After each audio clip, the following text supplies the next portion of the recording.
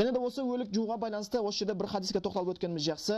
Бұның бәрі бекер айтыла салған нәрсе емес. Пайғамбар Мұхаммед Мұстафа саллаллаху алейхи вассалам жеткен бір хадисте Ибн Маджада айтады: "Ман ғассала майитан", қараңыздар, хадиске мұқият болыңыздар, өйткені біз бұны білуге тиістіміз. "Ман ғассала майитан", кім өлікті жуса дейді. Өлік жуу сауапты екен. Өлікті жуу сауапты істің қатарына кіреді. "Ман ғассала майитан", кім өлікті жуса, "ау каффанаху", ва каффанаху, және оны кебіндесе, "ва ханнатаху", оны әтірлесе, жұпарласа, "ва хамалаху", ол өлікті көтерсе, жаназаға шығарып апарса, қабірге апарып көтерсе, "ва салла алейхи", ол өлікке жаназа намазын оқыған болса, "ва лам яфша алейхи ма ра'a", өліктен көрген нәрселерін жасырса, елге жаймай, бір ұнамсыз нәрселерді, "хараджа мин хатиятихи", онда ол дейді күнәдан сондай тазаланады дейді бұл Ибн Маджа жеткен хадисте. "Мисла яуми валадатху уммуху", анасынан туған сәбидей болып дейді. Субханалла. Анасынан туған сәбидей болып тазаланады. Бұл мұсылманның алдындағы мұсылманның міндеті. Бір мұсылман дүниеден қайтса, соның денесіне, егер ол намазхан болатын болса, өте ықтият болыңыздар. Өте ықтият болыңыздар. Намазхан болатын болса, өзіміз бар араласқанымыз жақсы. Мұсылман досың жетсе, рұқсат беріңіздерші, мен өзім шаяйыннан жуайын. Өйткені сен білесің ғой. Оны кім жуып жатыр, қалай жуып жатыр, қалай істеп жатыр, оны біз білмейміз. Сондан өзіміз оны білгеніміз жақсы. Әрбір адам бұл нәрсеге дайын болу керек. Негізі біз өлгенге қандай нәрсе пайда береді деп жатырмыз, шындап келгенде біз өзімізге қалай өлмей тұрып пайда береміз деген нәрсе тақырып деп алсақ та болады екен. Және бір хадис бар. Осы келесі хадисті айтарымыз кезде біз әрқашанда пайғамбар Мұхаммед Мұстафа саллаллаху алейхи вассалам өзімізге үлгі етеміз. Өйткені Аллах солай бұйырған. Сендерге пайғамбарда үлгі бар, Аллаға ақырет күніне сенсеңіздер деп бұйырған. Және біз пайғамбарымыздың алдында жүріп тәрбие алған сахабаларды өзімізге үлгі етеміз. Сол сахабалардың ішінде көзі тірісіне жәннатқа кіреді деген сөздер естіп кеткен 10 сахабаны да білеміз. Қанша пайғамбарымыздың әйтеуір дұғасын, батасына ие болған сахабаларды білеміз. Оларға Құранда аятта аттары, істері мақталып кеткен сахабаларды білеміз. Сол сахабалардың өміріне көңіл бұрып қарайтын, осы бір олардың істеп жүрген тіршілігін көрсететін және бір хадис бар. Ол да осы өлік жууға байланысты, жаназа шығаруға байланысты хадистің бірі болып келеді екен. Пайғамбар Мұхаммед Мұстафа саллаллаху алейхи вассалам бір күні Аби Хурайрадан жеткен хадис айтады.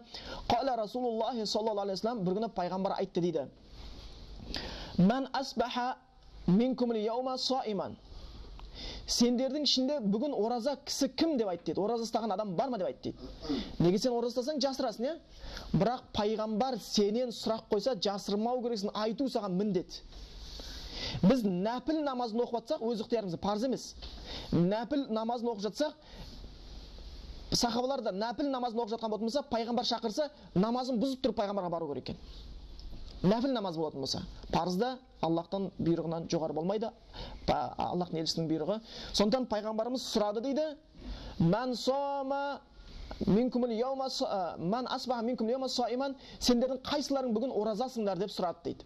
Сахабалардан сонда оларға жауап беру керек болып қалды. Сонда үнсіз отырған сахабалар ішінде Абу Бакр Сиддиқ: "Ана я Расулаллах" деп айтты. Аллахтың елшісі, мен бүгін ораза тұтқан едім деп айтты дейді. Бұл нәпіл ораза болатын. Кейін пайғамбар Мұхаммед Мұстафа саллаллаху алейхи вассалам сұрағын жалғастырды. Кейін айтты: "Фаман табиа минкумул яума жаназатан", кім араларында бүгін жаназаға қатысқан еді? Бір мұсылман бауырың жаназасына қатысып дұға қылған бар ма араларында деген кезде, сонда Абу Бакр жан айтты: "Я ана я Расулуллах саллаллаху алейхи вассалам, Аллахтың елшісі, мен бүгін бір жаназаға барып қатысып бауырымызға дұға қылған едім" деп айтты дейді.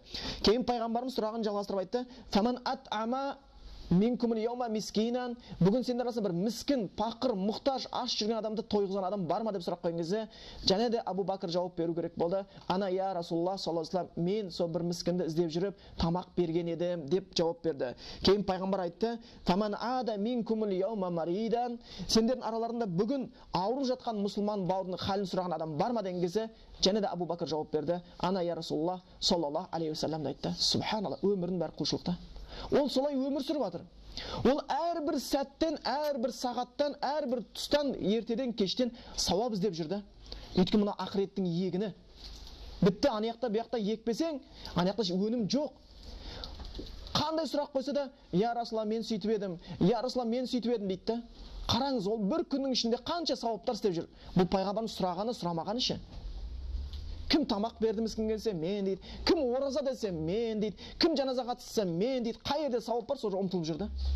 Қай жерде сауап бар, сол жерде ұмтылып жүр. Кім бар ауырған мұсылман бауырының халін сұрады десе, мен я Расулаллах дейді. Осы сөзді айтқан кезде пайғамбар Мұхаммед Мұстафа саллаллаху алейхи ва саллям айтқан екен: "Ма иштамаанна фи имриин илля дахалал жанна". Осы бір істер қайсы бір мұсылманның бойынан көрініс берсе, ол адам жәннаттың адамы деген екен да. Міне солар жәннатқа кіретін болған. Қараптан қарап пайғамбар Абу Бәкір жәннаты фи жанна деп айта салған жоқ, Абу Бәкір жәннаты деді. Өйткені ол Абу Бәкірдің Аллах сүйетін істері көп болған еді. Біз білетіні де, білмейтіні де. Сол үшін ол лайықты болды. Бұның ішінде бізге керекті болғаны, жаңа өлікті жуудан кейінгі және бір мәселе, ол өліктің жаназасына шығаруға байланысты сауаптың жазылатындығы. Ал өлікті жууға, оның кебіндеуге, оны әтірлеуге, оны көтеруге, оған жаназа оққанның жаңағы хаража мин хатиятихи мисла яуми валада уммуху дегендей болатын болса, ол тура анасынан туған сәбидей тап-таза пәк болады деп күнәдан ажырататын болса, онда біз шынымен мақсатымыз күнәдан ажырау, одан құтылу. Өйткені ол күнәні о дүниеге арқалап баратын болса, онда қасірет. Өйткені біз таудай күнәні айтпай-ақ қояйық, өзімізге есіме түскен зәреміз ұшатын. Аллах Құран айтқан: "Фамай яъмал мисқала зарратин хайран яра, ва май яъмал мисқала зарратин шарран яра" деп кеткен. Шаңның тозаңындай нәрсе үшін жауап бересің дейді. Шаңның тозаңындай күнә бойыңда кетті ма, сол үшін сұрақ бересің, Құдай көзін көрсетеді дейді. Субханалла, егер біздің сондай бір күнәдан арылуға мүмкіндіктеріміз болатын болса, сол нәрсені істеп, күнәдан арылып кетуімізге әрекет жасауымыз шынымен де өте бір керекті нәрселердің бірі болып қалады екен.